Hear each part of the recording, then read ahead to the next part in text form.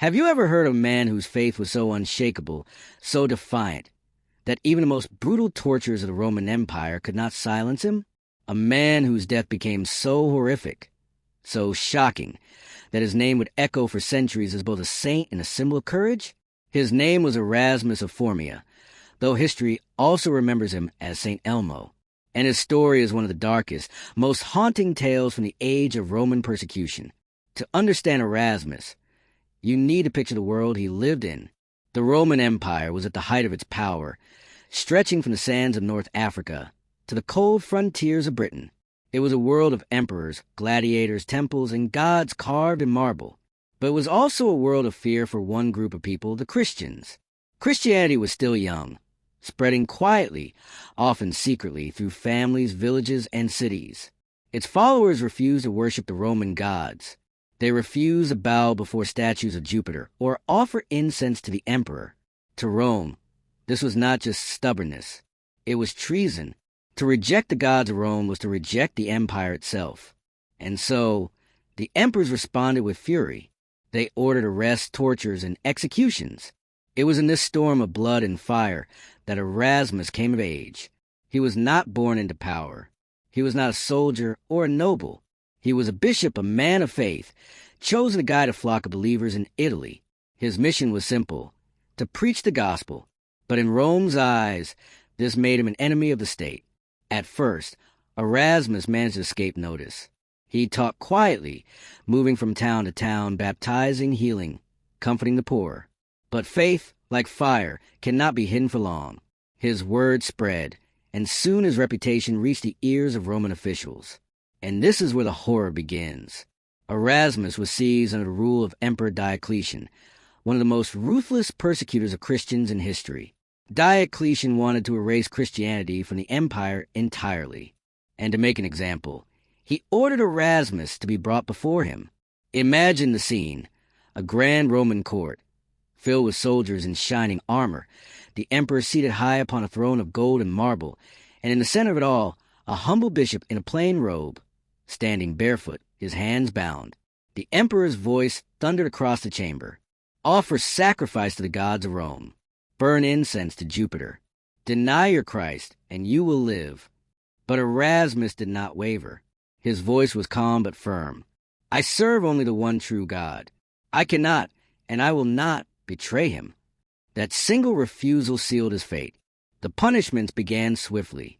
Erasmus was whipped until his skin tore. He was beaten with clubs, his bones cracking under the blows. But every time he was dragged back before the emperor, broken and bleeding, he refused to renounce his faith. The Romans grew more creative and more cruel. They raked his body with iron hooks, tearing into his flesh. They threw him into a pit of burning pitch and sulfur. They placed him in boiling oil, expecting his screams to echo through the halls. And yet, miraculously, Erasmus survived. Again and again, he endured the tortures, and according to the stories, each time he was healed by the power of God. To the Romans, this was terrifying. Here was a man they could not kill, a man who would not break. The people began whispering about him, calling him holy, even in the streets. What was meant to crush Christianity was instead spreading it. And so the emperor grew desperate. If pain could not silence Erasmus, perhaps humiliation could. He was paraded through towns, mocked, spat upon, and chained. But even then, he prayed for those who cursed him. Finally, after countless tortures, Erasmus was thrown into prison, left in the darkness with nothing but rats and damp stone walls. Days turned into weeks, weeks into months. Still, his faith did not falter. At this point, you might be wondering, how could one man endure so much? How could he survive what others could not? To the Romans, it was madness. To the Christians, it was divine strength. To us today, it is a story that makes you question the limits of human courage. But here's the haunting truth. His torment was not yet over. The Romans had one final horror prepared for him, a death so grotesque, so unimaginable, that it would secure his place in history. Because Erasmus of Formia would not simply die like other martyrs, burned, stoned, or crucified. His execution would be something so monstrous, so unforgettable, that his name would forever be whispered in both reverence and dread. And it all begins with the most dreaded place in a Roman town, the marketplace of punishment, where instruments of torture gleamed in the sun, and crowds gathered not for plays or games, but for blood. The prison doors creaked open, and Erasmus was dragged once more into the blinding sunlight. His body was scarred, his steps weak, but his eyes still burned with faith. The crowds whispered as he was led to the place of judgment. Some pitied him, others mocked him, but all knew this man was different. He had survived what no one else had. The Roman officials, humiliated by his endurance, prepared to end his life in a way that would leave no doubt about their power. This was not to be a quick execution. It was to be a spectacle, a warning, a horror that would echo across the empire. And so, the order was given. Erasmus was bound hand and foot. He was tied down, stretched upon a wooden frame, unable to move. Around him, Roman soldiers prepared a device that would forever mark his story in blood and terror. It was a machine of iron, crude but effective, a winch, a wheel, and sharp hooks. The crowd gasped as they realized what was about to happen. The executioners advanced. With deliberate cruelty, they cut into Erasmus's belly. The pain must have been indescribable. But this was only the beginning, for the soldiers began to pull out his intestines, slowly, carefully, as though unraveling rope. They wound him around a great windlass, turning it little by little, dragging his insides out his body as the crowd watched in horrified silence. This was no quick strike of the sword, no merciful flame. It was a slow, drawn-out death, a torment meant to break not just a man, but the spirit of every Christian who might dare to resist Rome. And yet, even here, even in this moment of unspeakable agony, Erasmus prayed. His lips moved, whispering words of faith, words of surrender to God. According to legend, he did not scream in despair. Instead, he endured, his face marked by pain but also by a strange peace, as though heaven itself was holding him. The crowd could hardly believe what they were seeing. Soldiers hardened by years of violence turned their eyes away. Some said the earth trembled. Others swore they saw a light, faint but steady, shining around him as he suffered. Turn by turn, the wheel groaned. His body weakened. His breath grew shallow, and at last Erasmus gave up his spirit. His death was not just an execution. It was a final act of defiance. The Romans thought they had destroyed him, but in truth, they had made him immortal, because word of his death spread far and wide. Christians whispered his story in secret gatherings, retelling it with awe and reverence. They spoke of his courage, his endurance, his faith that never broke, even as his body was torn apart. They began to honor him as a saint, a protector, a holy man who stood firm against the greatest empire on earth. And this is where his legacy takes on an even stranger turn. Over time, Erasmus was remembered not only as a martyr, but as a patron saint. Sailors, in particular, called upon his name. Out on the open sea, when storms rage and lightning split the sky, sailors would sometimes see a blue flame dancing at the tips of their ship's masts.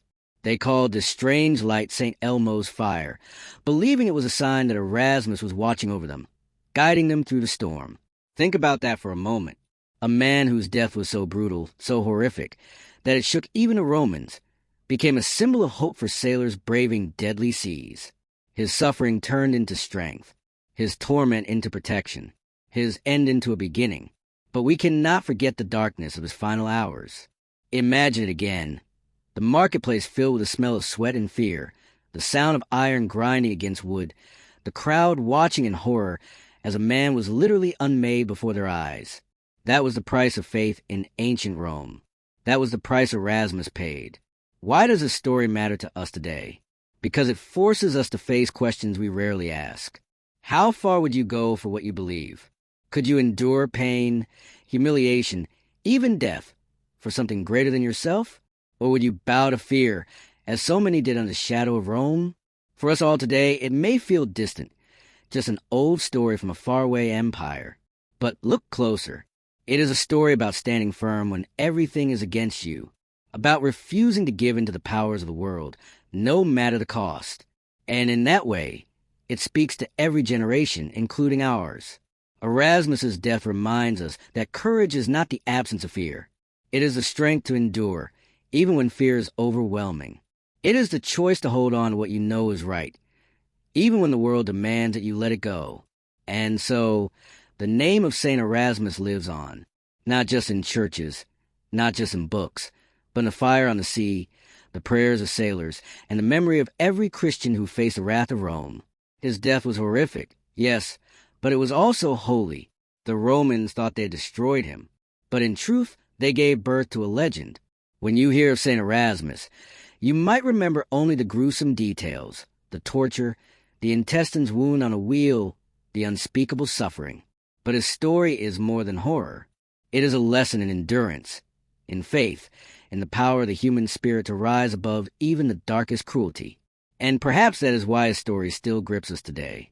Because in a world filled with storms, whether on the sea or in our own lives, we are all looking for a light, a guide, a sign that we are not alone. For sailors, that light was Saint Elmo's fire. For us, it might be something else. But the message is the same: courage in the face of chaos, faith in the face of fear. Erasmus stood before the mightiest empire on earth and refused to bow. And though his body was broken, his spirit lives on.